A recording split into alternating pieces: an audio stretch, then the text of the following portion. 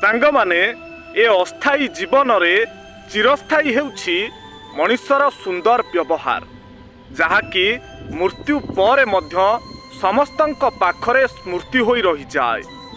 तेणु आपण जेते दिन ए दुनिया रे अछंती समस्तंक प्रति सुंदर व्यवहार प्रदर्शन करंतु। काहाकु भी खराब व्यवहार अबा कटु कथा कुहंतु नाही। काहेकि ना मनुष्य रागरे बेले बेले अन्य को कटु कथा कही देई थाए जहाँकि सीए परवर्ती मुहूर्त रे भूली जाए, किंतु कहिथिबा केई पद कथा अन्य मनरे केते जे कष्ट देई थाए ताहा केवल सुनिबा लोक ही जानी थाए। तेणु केबे भी काहा मनरे कष्ट अबा आघात दियंतु नाही।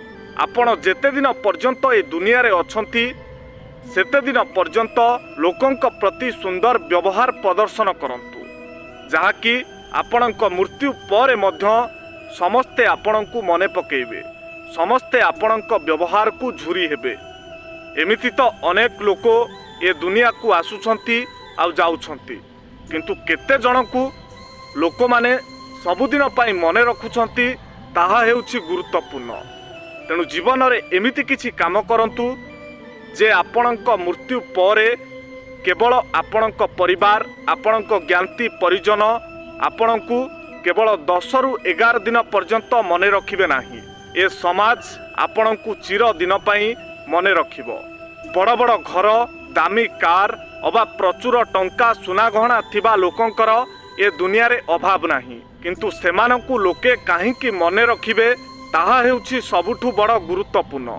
तेणु निज जीवन रे भवन नुहे निज भावना को उच्चा करंतु, निजर चित्र नुहे चरित्र को सुंदर करंतु। ताहाले जाई आपणक मनुष्य जन्मर सार्थकता प्रतिपादित होई परिबो। कथा मोर विचार आपण मानकर। जदि एही भिडियोटी आपणकु भल लागि थाए ताहाले निश्चय गोटिए शेयर करंतु।